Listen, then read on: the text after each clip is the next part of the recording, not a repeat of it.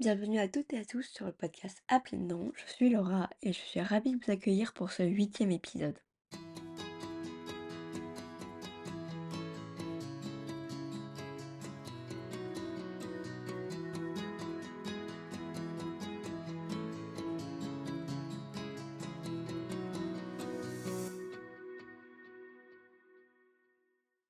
Si vous me suivez sur les réseaux sociaux, vous avez dû apprendre que ce huitième épisode était le dernier. En effet, j'ai décidé de décourter la saison 1 d'À pleines dents, car à la base j'avais prévu 10 épisodes, mais après réflexion, je me suis rendu compte que les deux épisodes que j'aurais créés n'auraient rien apporté de nouveau à mon propos et à ce que je veux partager avec vous.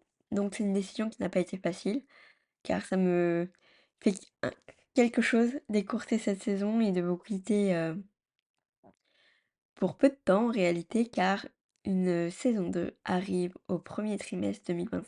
Mais je vous en parlerai un peu plus à la fin de l'épisode. C'est quand même une page qui se tourne, c'est la fin de mon histoire, en tout cas jusqu'à maintenant. Donc cet épisode prendra la forme d'un bilan de ces 34 dernières années et où j'en suis aujourd'hui, et il y aura un aperçu de ce qui m'attend par la suite. Même si on ne peut jamais prédire la vie en réalité, car elle est pleine de surprises, de rebondissements, et on ne s'attend pas forcément à ce qui peut nous arriver. Je vais commencer par un bilan au niveau professionnel euh, et slash bénévolat. Donc quand je suis rentrée de Prague, j'étais longtemps sans emploi. J'avais un projet de création de tiers-lieux sur le thème de la revalorisation du vêtement. C'était un gros projet et j'ai dû me résoudre à le mettre de côté pour le moment. La chance que j'ai eue en revenant de Prague, c'est de pouvoir aller au coworking, le Koala Café, qu'a créé mon amie Wendy. Vous pouvez vous référer à l'épisode 4 si vous vous en rappelez pas. Et donc en y allant, j'ai rencontré tout un tas de personnes, d'entrepreneurs, de salariés, mais vraiment la rencontre avec les entrepreneurs m'ont nourri sur mon projet tout au long de ces 3 années. Il faut savoir que j'ai pris un emploi à temps partiel pendant plus d'un an pour pouvoir, avoir une certaine rémunération et mener mes projets à bien jusqu'alors. Et donc j'ai été chargée d'administratif dans une petite société qui crée des ateliers zéro déchet. Donc qui était vraiment dans la thématique de mon tiers-lieu de la revalorisation du vêtement. Je ne suis pas restée aussi longtemps que je l'aurais pensé dans cette entreprise, pour plusieurs raisons, dont la première, en fait, je passais beaucoup de temps derrière un écran, bien sûr pour l'administratif. J'étais aussi polyvalente, j'avais plusieurs, rôles et donc entre décembre 2022 et janvier 2023, j'ai enchaîné 3 ulcères au niveau de l'œil. Donc les mêmes ulcères, le même type d'ulcère que j'avais eu à Prague. Donc vraiment c'était douloureux et pourtant je ne me suis pas mise en arrêt maladie. J'ai continué à travailler avec, soit un bandeau, soit avec des lunettes de soleil. Vraiment pas la bonne chose à faire. Mais, on n'était que 2 dans la société et je m'étais beaucoup investie, dans l'entreprise et je ne me voyais pas laisser ma supérieure, mener la barque toute seule alors que j'étais investie depuis, plusieurs mois. C'est un élément précieux et je reviendrai dessus, un peu plus tard dans le bilan psychologique. Du coup, avec le stress, les ulcères, j'étais pas en meilleure des formes et fort heureusement, j'étais suivie, régulièrement par la médecine du travail par rapport à mes antécédents pour voir si tout allait bien, si je pouvais, mener, mon rôle au sein de l'entreprise, dans les meilleures conditions. Et donc j'ai eu un rendez-vous avec elle, je pense au mois de mars et en fait, elle s'est rendue compte que ça allait pas de mon côté. Donc on a commencé à voir si le poste, on pouvait l'aménager, pour qu'il soit plus facile pour moi. Donc on a acheté un deuxième écran, on a regardé la disposition, de mon poste de travail. Mais le bilan de mon médecin, le spécialiste que je voyais pour mon œil, a préconisé que j'arrête, ce poste car je passais beaucoup de temps derrière l'écran et que ça affaiblissait mon œil gauche. Donc avec la médecine du travail, on a décidé qu'il fallait arrêter les frais et elle m'a déclarée inapte au travail en juin 2023. Autre élément qui sera intéressant à voir dans le côté psychologique. Et par la suite, j'ai été licenciée début juillet 2023 et là, j'ai dû faire le point sur, ce que je voulais faire, et ne pas passer beaucoup de temps derrière un écran et donc j'ai réfléchi longuement et quelques mois plus tôt, j'avais été me former sur 2 modules, donc la psychologie de la mode et un autre module qui était rattaché à une formation plus grande de conseil en images. Et ce module-là m'avait énormément intéressée car je vous l'ai peut-être dit ou pas, mais la mode a toujours eu une très grande place dans ma vie, surtout quand ça n'allait pas. Et je me suis dit: «Pourquoi pas, aider d'autres personnes qui ressentiraient les mêmes choses que j'avais vécues à l'époque, pour les aider à sortir, de leur lit déjà, de chez eux, de les aider à prendre confiance, de se sentir bien dans leur basket et de se sentir bien dans leur corps». Et donc mi-fin juillet 2023, je me suis inscrite à une formation de 4 mois qui allait durer de septembre à décembre de la même année pour me former en conseil en images. Et vraiment, j'ai adoré faire cette formation. J'ai déjà appris beaucoup de choses sur moi, sur des thématiques que je pensais résolues et qui ne l'étaient pas forcément. De comprendre ce qui m'allait, ce qui ne m'allait pas, pour pouvoir également conseiller les autres par la suite. Le meilleur moyen de tester, c'est de faire sur soi-même. Et ça s'est remarqué, j'avais beaucoup de compliments sur, ma façon de m'habiller, les couleurs que je choisissais et en fait, ça se déteignait sur mon comportement. J'étais épanouie, heureuse, enfin je le suis toujours, hein, je vous rassure, mais on a vu les gens, mes proches ont pu voir un épanouissement que j'avais à ce moment-là. Donc ça a été 4 mois, voire 7 mois vraiment intenses. Du coup, pendant 4 mois, on a eu les cours, 1 semaine de cours, 1 semaine de «repos» entre guillemets, car en fait, il fallait qu'on rende des devoirs, il fallait aussi s'entraîner. On nous avait préconisé de nous entraîner, dans des, associations et c'est aussi à ce moment-là que j'ai décidé de me faire accompagner dans la création de mon podcast et du coup, ça n'a pas du tout été de tout repos. Quand les cours se sont finis en décembre, on devait rendre 2 gros dossiers en mars. Du coup, pendant entre janvier et février, ça a été intense. Il y avait un dossier sur, un premier modèle. Du coup, mon amie Wendy, elle s'est prêtée au jeu. Je l'ai accompagnée sur 8 semaines pour l'aider à trouver, une image professionnelle.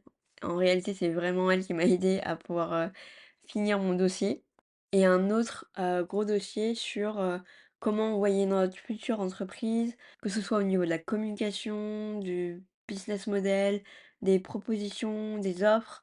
C'était vraiment un gros dossier qui reprenait beaucoup de choses et qui a été vraiment, le point de départ, de la création de ma société. Car oui, je suis devenue auto-entrepreneuse depuis avril 2024. Petite anecdote, j'ai ouvert mon auto-entreprise avant d'être certifiée, dans le sens où j'ai passé mes examens le 2 avril.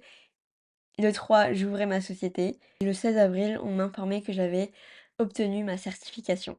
Donc tout s'est enchaîné très très vite en ce début d'année.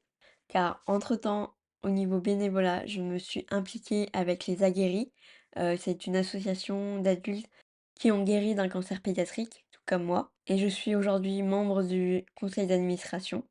Donc dans le cadre de l'association, je travaille dans un projet de recherche au niveau européen. On travaille aussi sur, la conférence nationale, des aguerris qui aura lieu le 15 février à Paris et je ne manquerai pas de vous informer sur l'ouverture des billets sur mes réseaux sociaux, donc restez connectés. Et comme j'avais encore du temps à perdre, je me suis impliquée avec la Ligue contre le cancer 95 dans le cadre du programme Patient témoin. L'objectif étant de témoigner auprès de personnel médical soignant en formation pour pouvoir leur donner un point de vue global sur le patient et ce qu'il peut ressentir et vivre, pendant la maladie et aussi post-cancer. Comment on arrive à rebondir, comment on retourne dans la vie quotidienne. Pour le moment, je n'ai témoigné qu'une fois auprès de d'infirmiers, en formation, mais aujourd'hui je suis formée et je vais pouvoir, m'impliquer un peu plus dans ce programme. Donc vous pouvez le voir cette, dernière année, donc entre 2023 et 2024, il y a eu beaucoup, beaucoup de changements dans ma vie au niveau professionnel et l'implication que j'ai auprès d'associations. Donc ce que je prévois pour la suite, pour ma société, c'est de créer des cercles de femmes, des cercles où des personnes qui ont survécu à un cancer ou qui le vivent puissent partager leur expérience. Car pour moi, le partage a été salutaire quand j'étais adolescente et à différents moments de ma vie. Donc c'est un de mes projets. Je prévois aussi de faire des immersions, toujours à la destination des femmes. Vous avez compris, c'est ma cible principale.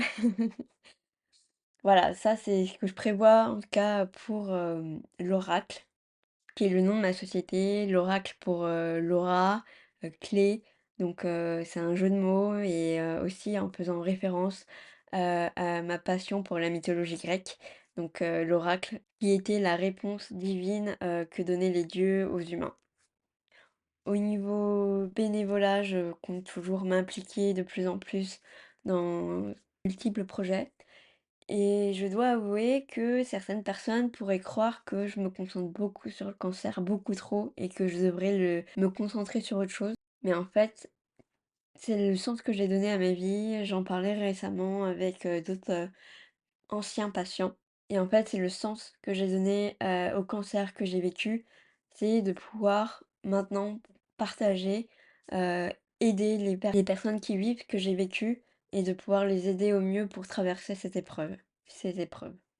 Bien sûr, côtoyer cet univers est riche, en émotions, négatives ou positives, mais beaucoup en positif. Que ce soit au niveau de mon travail, au niveau des associations, il y a beaucoup de positivité, énormément de bienveillance et ce sont des projets qui m'inspirent et je crois que c'est le plus important, pour l'avenir. J'aimerais faire, également un bilan au niveau, relationnel, que ce soit la famille, les amis. Vous avez pu le comprendre à travers, ces épisodes. La famille, mes proches, mes amis sont vraiment importants pour moi. Ils ont été un véritable support pendant ma maladie, mais même après. J'ai des amitiés, très fortes qui se sont formées, à plusieurs moments de ma vie et et je voudrais d'abord remercier, ma famille et mes amis qui sont venus au micro d'À Pleines Dents pour partager, une partie de notre histoire commune. Cela n'a pas été évident pour tout le monde et je vous remercie vraiment de tout cœur, d'avoir surmonté, la peur du micro et d'avoir partagé tout ça avec nous. Vous avez peut-être pu l'entendre à quelques reprises dans certains épisodes, mais tout n'a pas été rose au niveau des amitiés pour moi. Et je pense qu'en fait, en réalité, c'était pas spécifiquement moi, ça aurait pu arriver à n'importe qui, dans le sens où c'est la vie, il y a des hauts et des bas.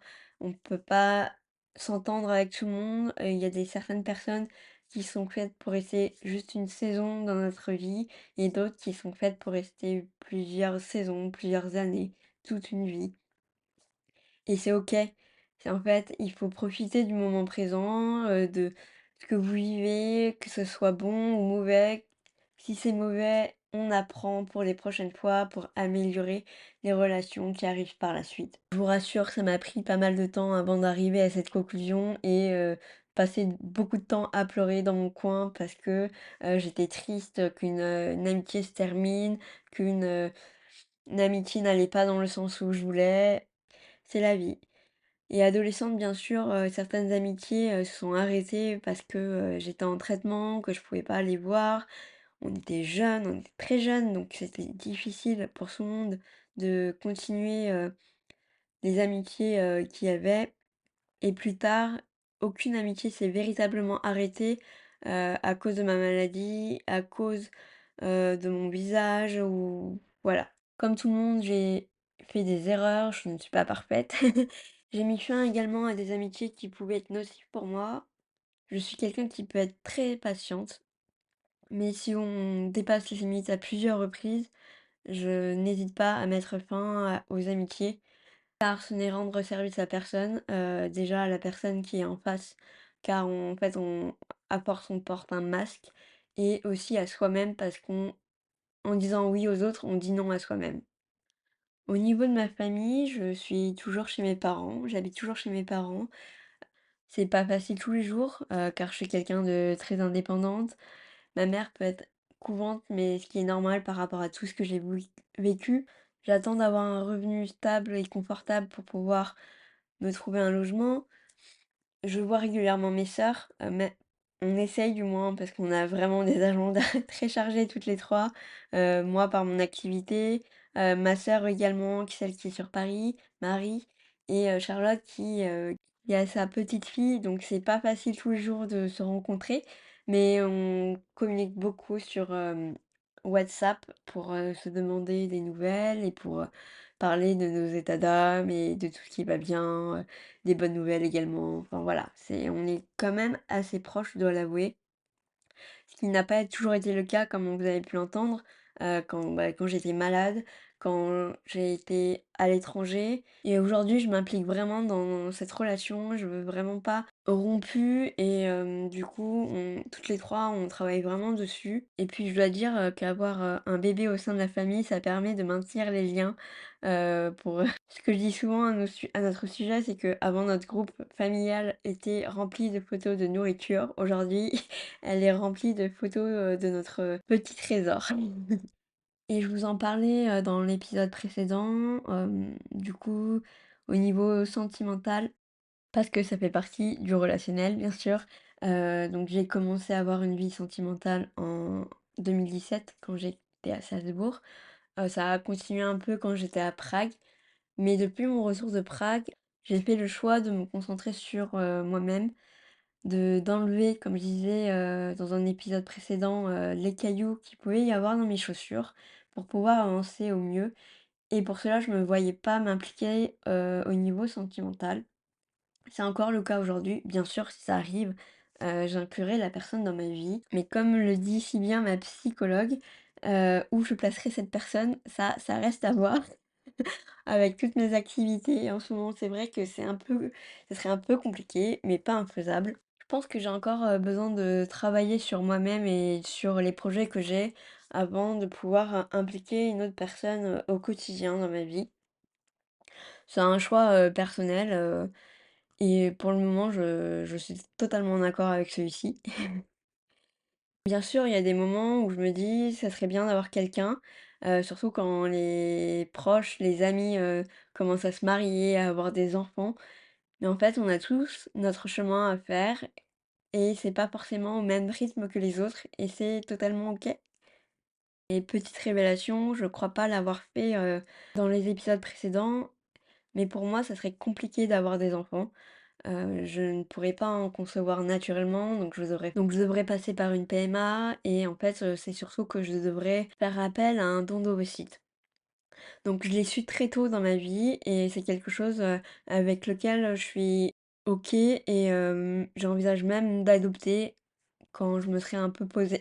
Et donc je pense aussi d'un côté, je veux pas faire subir ça à quelqu'un. En réalité, c'est le choix de la personne de s'impliquer avec moi, sur ce projet, sur ce choix, mais je crois qu'au final, je me sens pas prête à vivre tout cela et je préfère passer le moins de temps à l'hôpital.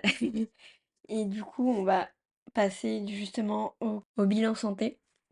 Donc, comme vous avez pu l'entendre, la maladie a toujours été présente dans ma vie. Dès mes 3 mois à mes 13 ans, c'était à nouveau un cancer. J'ai plein d'effets secondaires des traitements, d'autres symptômes sont arrivés 20 ans après. Ça n'a pas toujours été rose, mais en revenant de Prague, j'ai fait le choix de recommencer mes suivis à long terme. Et ça m'a été très bénéfique. J'ai pu faire le point sur ma santé, reprendre le contrôle sur ma santé. Donc j'ai fait les bilans qui étaient, nécessaires, au niveau, sanguin, rénal, ORL, cardiologique. Pneumologique, voilà, on est bien, on est stationnaire, sur, l'ensemble de ces, domaines, donc c'est vraiment bien, surtout que c'était pas gagné à mon retour de Prague, surtout avec mon asthme. Aujourd'hui, on parle même d'essayer de réduire la dose des inhalations que j'ai à faire, tous les jours, donc on est bien. On me demande souvent, maladroitement ou pas, si j'envisage un jour de me refaire faire les dents. C'est toujours un sujet qui revient et j'ai récemment lu, dans un forum, une personne qui avait eu une opération semblable à la mienne et qui avait fait, une reconstruction. Et en fait, c'est une reconstruction purement physique, dans le sens où, elle ne peut pas manger du côté, où on lui a retiré la mâchoire, au départ. Certes, aujourd'hui, il y a une reconstruction, mais elle ne peut pas s'appuyer dessus pour manger et donc elle se retrouve un peu dans le même cas que moi. Donc bien sûr, si c'est nécessaire pour moi, si un jour je ne peux pas, manger, si je ne peux pas, mastiquer, j'envisagerai une opération. Mais ça implique un long séjour à l'hôpital car il faudrait, prendre le péroné gauche qui me reste pour pouvoir le mettre au niveau de ma mâchoire et après pouvoir reconstruire, une partie de ma mâchoire avec de fausses dents et voilà. Donc en réalité, aujourd'hui, je me dis que, mon visage, c'est une façon que les gens, me retiennent et c'est un plus, en tout cas, pour cette vie professionnelle qui m'attend et à vrai dire, si les personnes m'acceptent pas telle que je suis, c'est pas grave, hein. On peut pas plaire à tout le monde et plaire à tout le monde, ça voudrait dire, plaire aux cons et c'est pas ce que je voudrais. Donc la question est vite réglée. Je voudrais prendre un peu plus le temps sur, le bilan, santé, mentale qui est, pas mal, important à vrai dire et j'ai encore eu des révélations, cette semaine. Depuis que je suis petite, je suis quelqu'un de très émotive, dans tous les sens du terme.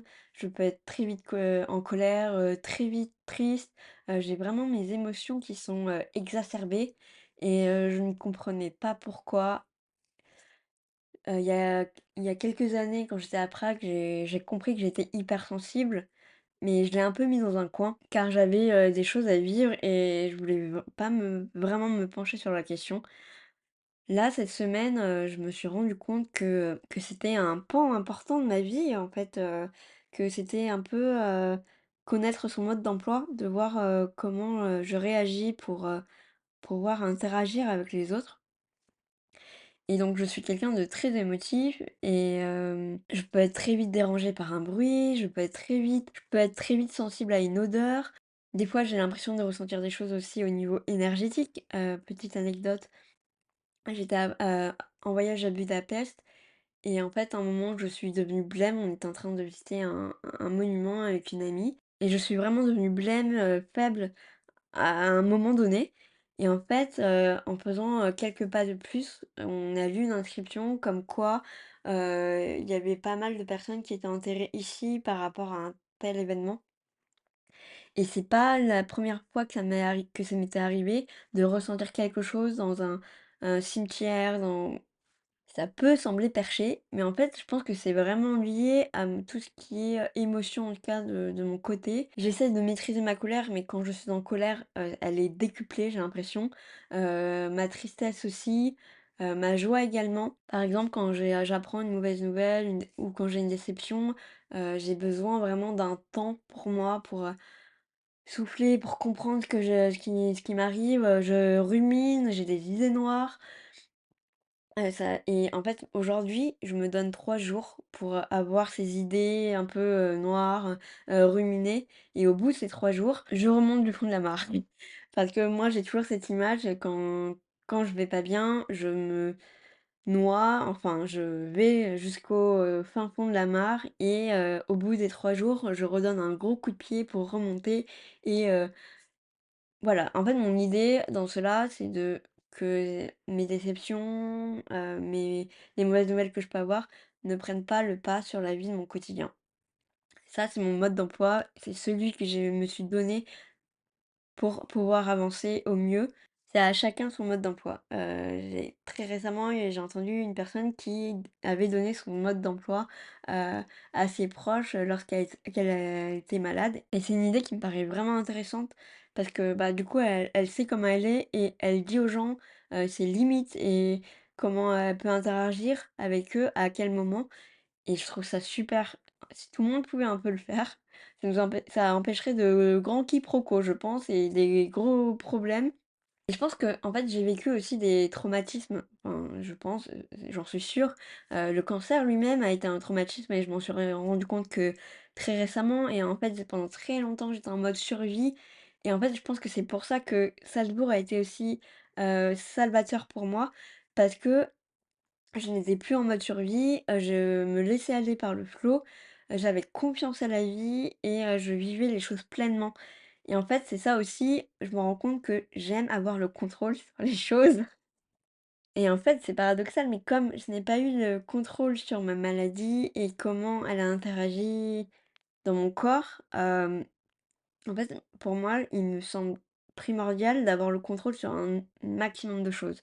Et je peux vous donner un exemple. Par exemple, on va me dire, Laura fait ci, et ben je vais faire le contraire parce que j'ai besoin d'avoir le contrôle sur la chose en question. C'est vraiment pas facile tous les jours, mais j'essaye de travailler dessus, tout comme j'essaye de travailler sur le syndrome, du survivant que j'ai. Je me suis longtemps sentie coupable d'avoir survécu à 2 cancers, alors que des amis n'en survivaient pas à un. Je comprends aujourd'hui que chaque cancer est différent, que chaque personne est différente, qu'on ne réagit pas forcément, au même traitement même si on a le même cancer. Voilà. Mais c'est quand même dur de se dire que, j'ai eu 2 épreuves assez lourdes et que j'ai eu la chance de pouvoir survivre et c'est pour ça aussi que j'essaye de donner un sens à ma vie, même si les gens ne le comprennent pas tout le temps. J'essaye, de me dire pourquoi j'ai survécu à ces 2 cancers et c'est pour ça que je donne aussi autant de mon temps, autant pour la cause. Parce que je me dis: «Bah, c'est mon rôle», c'est en tout cas le rôle que je me donne pour justifier quelque peu mon existence, en tout cas ma survie. C'est très paradoxal, je suis ravie d'être en vie, mais du coup, voilà, je me sens coupable de ça et je me sens aussi coupable d'avoir eu, cette maladie, de que c'est impacté, ma famille, mes proches. C'est pour ça que pendant, que j'étais malade, je disais pas forcément que j'avais mal, j'attendais d'être au niveau 8 ou 9, voire 10 pour pouvoir dire, «J'ai mal», parce que je voulais pas, peiner ma famille, je voulais pas que ça les impacte. Et pourtant c'était pas pour m'aider ni pour les aider, j'attendais vraiment le dernier moment et des fois j'aurais pu, éviter des souffrances, des conséquences, qui pouvaient être, néfastes pour ma santé. D'un côté, on pourrait prendre ça pour de la maturité parce que je voulais pas faire souffrir mes proches, mais d'un autre côté, avec le recul que j'ai, je me dis aussi que c'était une façon de contrôler la maladie que j'avais et de qu'elle ne m'impacte pas alors que c'est paradoxal, hein, parce que m'impacter dans tous les aspects de ma vie. D'où l'importance pour moi de comprendre mon mode d'emploi, de comprendre les épreuves, par lesquelles je suis passée, de voilà, comprendre les conséquences qu'elles ont aujourd'hui sur moi. Et je pense aussi que c'est mon côté, d'historienne qui revient à la charge, de comprendre les choses passées pour qu'elles puissent m'aider dans le présent et aussi dans le futur. Mais je vous rassure, aujourd'hui je vais bien, je travaille dessus, mais je m'épanouis dans mes projets, dans les rencontres que je fais, les amitiés que j'ai déjà, ma famille. Si je partage aussi les côtés négatifs, c'est pour que vous rendiez compte que tout n'a pas été facile parce que j'ai, sans le vouloir, peut-être enjolivé certains aspects et c'était pas du tout mon cas, mais je pense que c'est le lot de la vie en réalité. Donc oui, ça m'est arrivé parce que, j'ai eu, 2 maladies graves, mais en fait, ça pourrait arriver avec n'importe quel événement de la vie, même si les gens pensent que c'est minime, mais par la maladie. Mais en vrai, quand on vit un divorce, de harcèlement scolaire, je pourrais citer de multiples exemples, mais en fait, à chaque événement, on vit son lot, d'émotions et ça impacte, surtout quand c'est un traumatisme, ça impacte sur la vie, à moins de travailler dessus pour que, ça impacte le moins possible, dans les années à venir.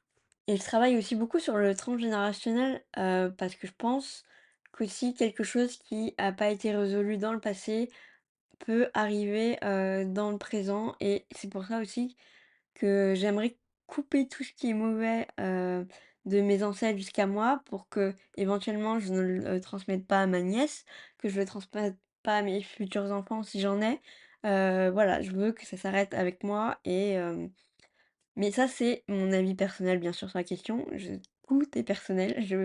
S'il y a des points de similitude, et que je peux vous aider, j'en suis ravie, mais je tiens à rappeler que c'est mon expérience personnelle.